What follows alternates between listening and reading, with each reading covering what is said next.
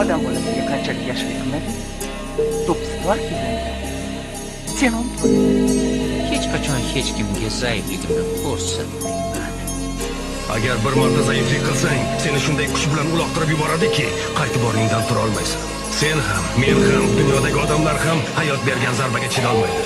Agar hamma seni ayyor va shafqatsiz deb hisoblasa, unda boshqacha bo'lmaymiz. Afsus. Aytishadi-ku, bir yomonlikni bir yaxshiligi bo'ladi. Dunyo o'zgardi. Endi biz Biror nima qilaman deganimda so'zim bitta. Chunki shu so'zda turish kerak. Imkon bor joyda halol bo'ldi.